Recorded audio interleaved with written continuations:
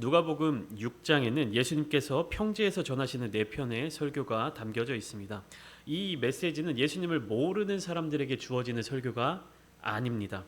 예수님을 따르는 자들에게 주어지는 설교이고 또 12 제자들을 세우신 뒤에 전해주신 말씀이었습니다.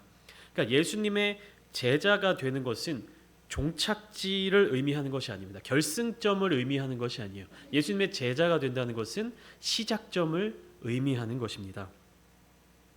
오히려 제자로서의 삶을 새롭게 시작해야 된다는 사실입니다. 어쩌면 더 어려운 길일 수도 있고 더 불편한 길이 될 수도 있습니다. 예수님의 제자로 살아가는 것은요, 이전에는 나의 회복과 혹은 나의 유익을 위한 삶을 살아갔던 것을 마무리하고 이제 다른 사람의 유익을 위해서, 하나님의 뜻을 위해서 살아가는 삶의 시작인 것입니다.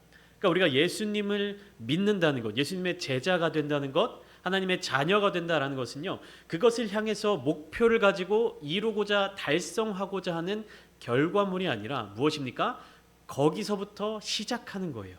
그게 신앙 생활인 것입니다.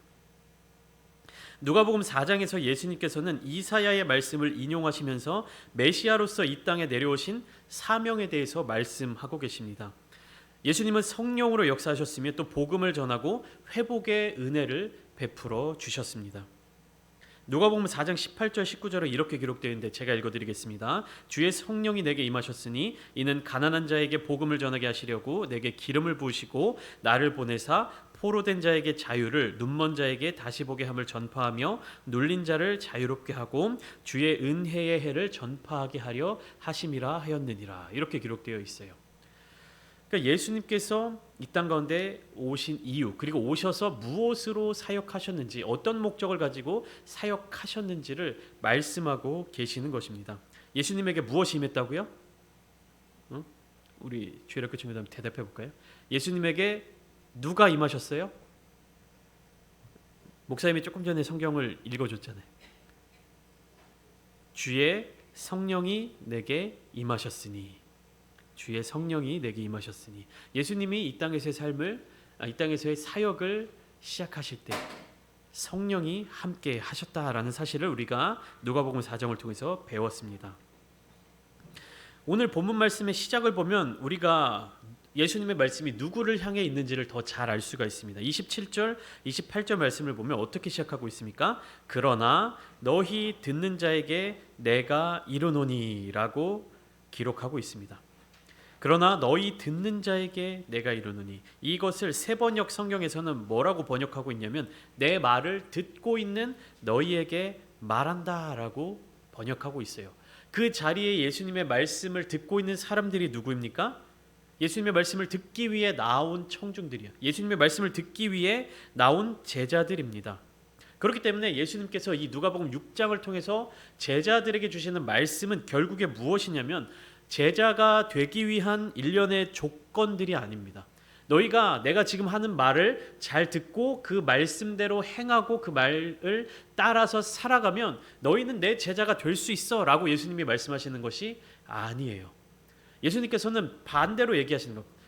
너희가 내 제자가 되었으니까 제자로서의 삶을 이렇게 살아가야 한다라고 말씀하시는 겁니다. 이것을 바꾸어 얘기하면 이건 구원에 대해서 우리가 생각하는 자세와도 일치하는 것입니다. 우리가 신앙생활하고 예수님을 믿고 교회를 다니면서 어떠한 일들을 행하기 때문에 우리가 천국에 갈 수 있는 것이 아니에요. 우리가 천국을 가기 위해서 이 일들을 행하는 것이 아니라는 사실입니다. 우리가 신앙생활을 열심히 하는 이유, 하나님의 뜻을 구하고 하나님의 뜻대로 살려고 하는 이유는 천국에 가기 위한 목적이 되어서는 안 된다는 것입니다. 물론 우리가 하나님의 말씀대로 살고 하나님의 말씀에 순종하며 살아가면 천국에 갈 수 있습니다. 그러나 이 순서가 뒤바뀌며 살아가면 안 된다는 것이에요. 하나님의 말씀대로 살아가는 사람들은 천국에 갑니다. 그러나 우리가 신앙생활하는 목적, 그 목표를 천국에 가는 것 하나만을 바라보고 해서는 안 된다는 사실입니다. 오히려 반대예요. 무엇입니까? 하나님께서 예수 그리스도의 보혈의 피 십자가로 말미암아 우리를 구원해 주셨고 하나님의 백성 삼아 주셨고 하나님의 자녀 삼아 주셨기 때문에 자녀로서의 삶을 살아가야 하는 것입니다. 하나님이 이미 우리를 구원해 주셨고 그 구원을 잃어버리지 않게 하기 위해서 그 구원의 은혜에 감사하는 마음으로 하나님의 뜻대로 살아가는 것, 그것이 신앙생활이에요. 이것을 뒤바꾸어서 생각하게 되면 신앙생활이 행복하지 않습니다. 내가 구원을 얻기 위해서 이 신앙생활을 해야 돼. 내가 구원을 얻기 위해서 기도해야 돼. 내가 구원에 이르기 위해서 말씀을 읽고 예배를 드리고 그렇게 교회 생활을 해야 돼 라는 생각을 갖게 되면 신앙생활이 행복하지 않아요. 기쁘지 않습니다. 반대입니다. 무엇입니까? 우리를 구원해 주신 하나님의 은혜에 감사하기 때문에 우리가 하나님을 찬양할 수 있는 겁니다. 우리를 구원해 주신 하나님의 그 은혜에 감사하기 때문에 하나님을 더 깊이 알아가고자 하는 것입니다. 우리를 구원해 주신 하나님의 그 은혜, 우리를 자녀 삼아 주신 하나님의 그 사랑에 감사해서 우리도 하나님을 사랑할 수 있는 것입니다. 이 조건이 뒤바뀌게 되면요, 우리의 신앙생활은 불행한 신앙생활이 될 수밖에 없는 것입니다. 우리가 자녀들을 키우고 또 가족, 부모와 자식 관계 어떤 관계가 있을 때 그렇게 대입해서 생각해 보면 딱 맞습니다. 하나님이 우리를 자녀 삼아 주셨기 때문에 우리가 하나님을 기쁘시게 해드리는 것이지, 여러분들의 자녀를 어떠한 조건을 가지고 양육을 하십니까? 여러분들의 자녀들이 여러분들을 보면서 내가 엄마 말씀을 잘 들어야 엄마가 나한테 밥을 줄 거야. 내가 아빠 말을 잘 들어야 아빠가 나한테 용돈을 줄 거야. 이렇게 자녀들이 생각하면 그 자녀들의 삶이 행복할 것 같습니까? 그 순서를 우리는 계속해서 바꾸어서 인식을 하고 있단 말입니다.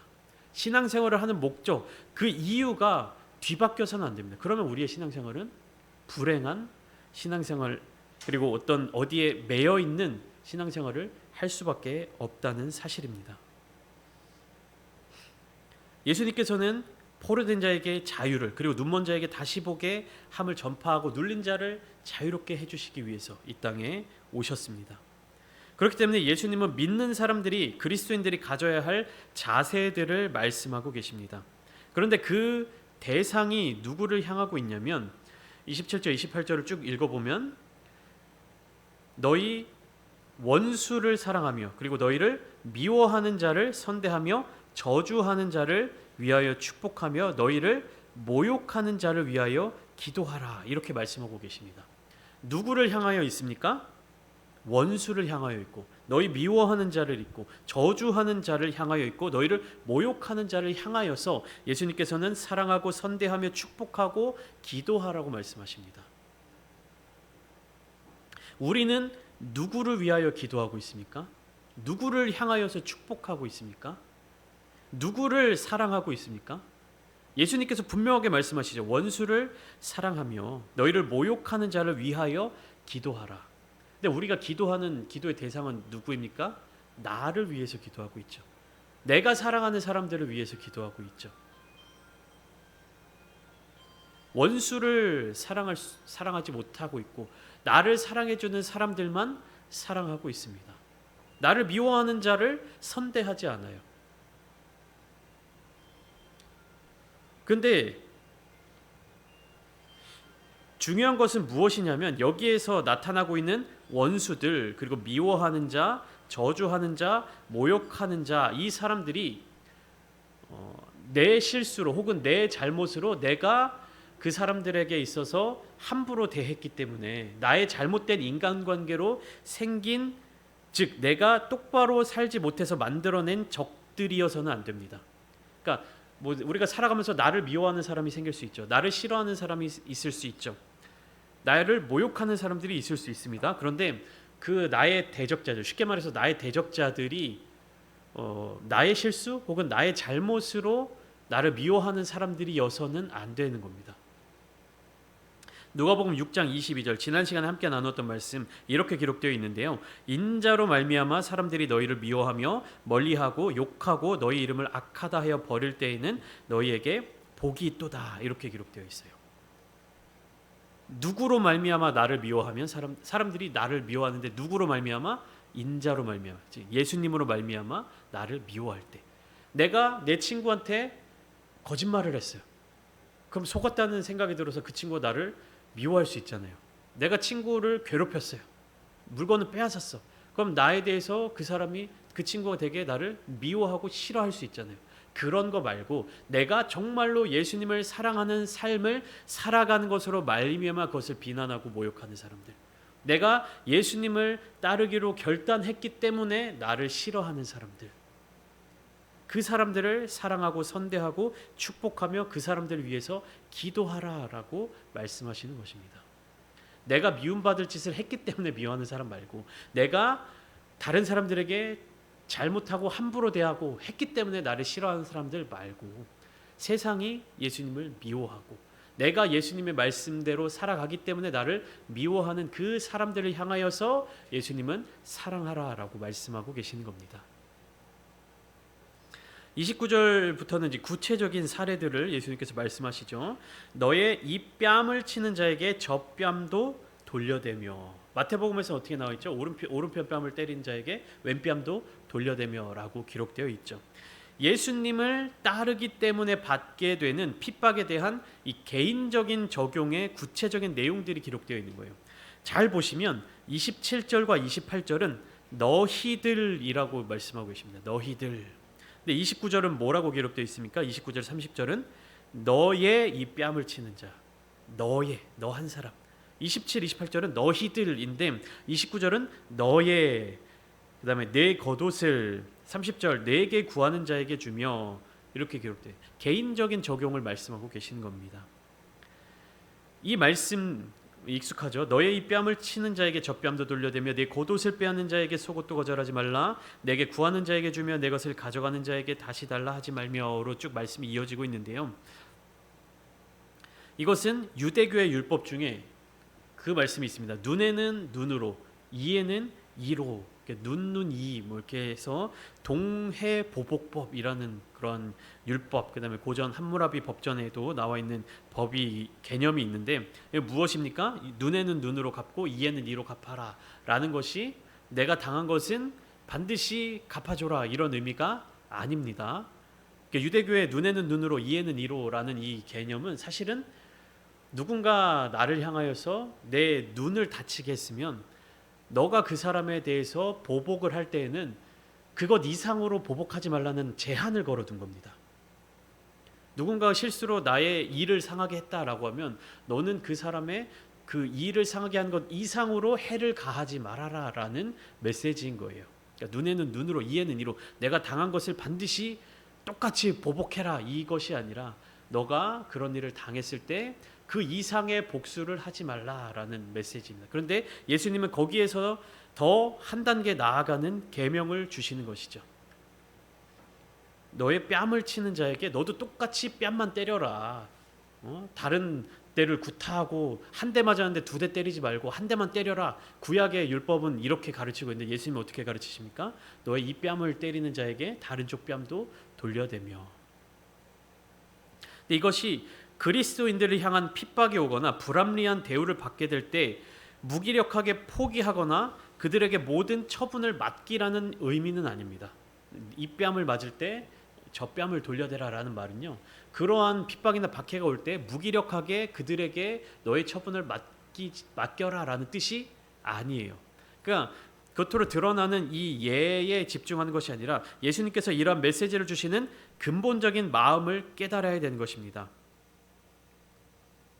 만약에 뭐 뺨을 치는 자에게는 뺨을 돌려대는데 다른 곳을 때리는 사람에게는 복수를 한다든지, 아니면 뭐 겉옷을 빼앗는 자에게는 속옷까지 내어주는데 뭐 내 모자를 빼앗아가는 사람에게는 그 모자를 다시 내가 빼앗아 가져온다든지, 즉 성경에 기록되지 않은, 예수님께서 말씀하시지 않는 내용에 대해서는 지키지 않고 이 말씀하시는 것에 대해만 지키는 그런 모습이 아니라, 예수님께서 왜 이러한 가르침을 주셨는지, 왜 특별히 뺨을 맞는 예를 들어주셨는지, 왜 겉옷을 빼앗을 때 속옷도 거절하지 말라는 말씀을 하셨는지를 이해해야 하는 것입니다.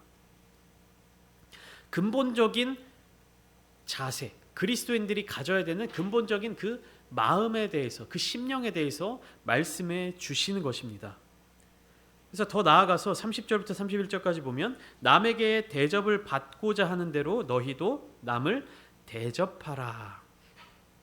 이렇게 말씀을 하시는 것입니다. 내게 구하는 자에게 주며 내 것을 가져가는 자에게 다시 달라 하지 말며. 30절 말씀을 잠깐 보시면요, 내게 구하는 자에게 주고 네 것을 가져가는 자에게 다시 달라 하지 말며, 이것이 내가 강탈당하거나 빼앗기는 모습으로 이해해서는 안 됩니다. 이 모습은 어떤 것이냐면 나에게 있는 돈이라든지 다른 어떠한 것을 꾸어주거나 빌려주는 것을 의미합니다. 그러니까 29절은 뭐예요? 그리스도인들이 채무자의 입장에 처했을 경우, 그리고 30절에서는 빌려주는 자의 입장에, 채권자의 입장에 있을 때를 가리키는 것입니다. 그러니까 그 이전에는 그 30절부터는 내가 내 것을 가져가는 자, 내게 구하는 자, 이게 무슨 말이냐면 결국에 너에게 뭔가 도움을 얻기 위해서 찾아오는 사람을 매몰차게 거절하지 말고, 네가 혹시나 돈을 빌려주거나 무엇인가를 빌려줬을 때 그 사람을 닥달하지 말라, 이렇게 독촉하지 말라, 이런 의미로 이해하시면 됩니다. 그러니까 29절까지는 뭐예요? 내가 연약한 자의, 약자의 입장에 있을 때 나에게 그런 손을 내미는 강자들을 상대로 저항하지 말라라는 어떤 그런 의미고요. 30절 31절은 내가 강한 자의 자리에 있을 때 너에게 도움을 구하고 너에게 그런 어떤 손을 내미는 사람을 매몰차게 거절하지 말아라라는 의미입니다. 그러니까 여기 다시 30절에 보면 마지막에 다시 달라 하지 말아라라는 이 헬라어 배경을 살펴보면 지불을 요구하는 사람의 모습을 나타내는 이 상업적인 표현입니다. 이렇게 독촉하는 거죠. 빚을 독촉하거나 재촉하지 말아라라고 이야기를 하는 것입니다. 결국에 이 모든 것들이 무엇을 이야기를 하고 있냐면 그리스도인들의 사랑과 죄인들의 사랑의 차이에 대해서 이야기를 하고 있는 것입니다. 그리스도인들의 사랑은 어떤 사랑이에요? 원수까지도 사랑하는 사랑입니다. 근데 죄인들의 사랑은 누구를 사랑하는 사람이에요? 나를 사랑해주는 사람만 사랑하는 것, 나한테 잘해주는 사람들만 사랑하는 것, 이것이 죄인들의 사랑이라는 거예요. 그리스도인들의 사랑과 죄인들의 사랑은 분명한 차이가 있어야 된다. 이 차이를 보여주어야 한다라고 예수님이 말씀하고 계신 거예요. 그렇기 때문에 나를 사랑하는 사람만 사랑하는 이러한 모습들은 칭찬받지 못할 것이다 라고 이야기를 하십니다. 32절을 보면 너희가 만일 너희를 사랑하는 자만을 사랑하면 칭찬받을 것이 무엇이냐? 죄인들도 사랑하는 자는 사랑하느니라. 33절 너희가 만일 선대하는 자만을 선대하면 칭찬받을 것이 무엇이냐? 죄인들도 이렇게 하느니라. 이어서 34절 너희가 받기를 바라고 사람들에게 구워주면 칭찬받을 것이 무엇이냐? 예수님께서 이 칭찬에 대해서 말씀을 하고 계십니다. 이 칭찬의 원어를, 헬라 원어를 살펴보면 어떤 단어냐면 카리스라는 단어입니다. 카리스. 여러분 아마 익숙하게 들어보셨을 거예요. 이 카리스를 다른 번역본으로 보면, 한글 번역으로 보면 은혜라고 하는 단어입니다. 헬라어 카리스는요, 은혜입니다. 그러니까 그리스도인들에게 있어서 칭찬이란 단순히 격려하거나 혹은 인정해주거나 치켜 세워주거나 하는 그러한 차원이 아니에요.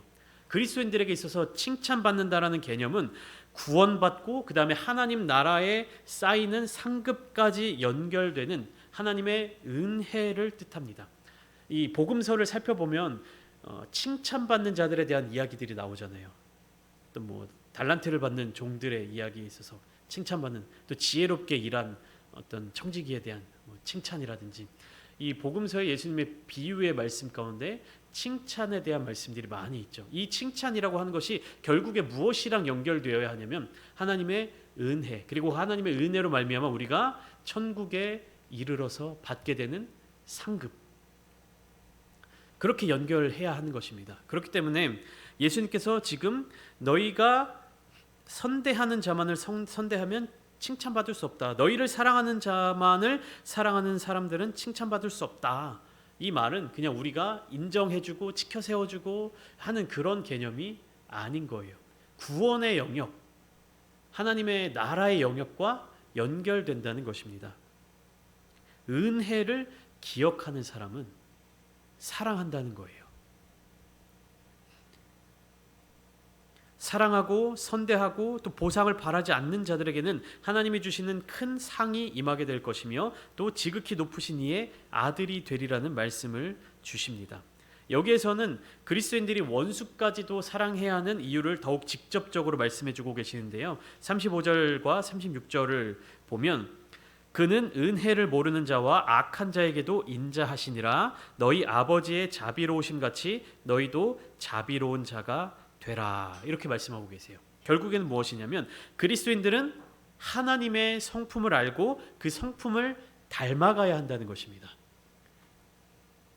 구약시대의 유대인들에게 하나님이 뭐라고 말씀하셨냐면 내가 거룩하니 너희도 거룩하라. 내가 거룩하니 너희도 거룩할지어다. 하나님을 닮아가라는, 하나님의 성품을 닮아가라는, 하나님의 그러한 형상을 닮아가는, 하나님의 모습을 닮아가는 그러한 백성들이 되기를 원하셨던 것처럼 교회를 세워가는 그리스도인들에게는 어떠한 모습, 어떠한 자들이 되도록 명하시는 것입니까? 너희 아버지의 자비로우심 같이 너희도 자비로운 자가 되라. 그러니까 쭉 이어지는 거예요. 창조의 그때부터 예수 그리스도의 구원 때까지 결국 무엇이냐면 하나님의 성품, 그것을 알고 닮아가야 한다. 그리스도인들의 핵심은 바로 거기에 있는 것이에요. 우리가 주기도문을 같이 암송하다 보면 중간에 어떤 내용이 담겨져 있습니까? 우리가 우리에게 잘못한 사람을 용서하여 준 것 같이 우리의 죄를 용서하여 주시고 라고 기록되어 있죠.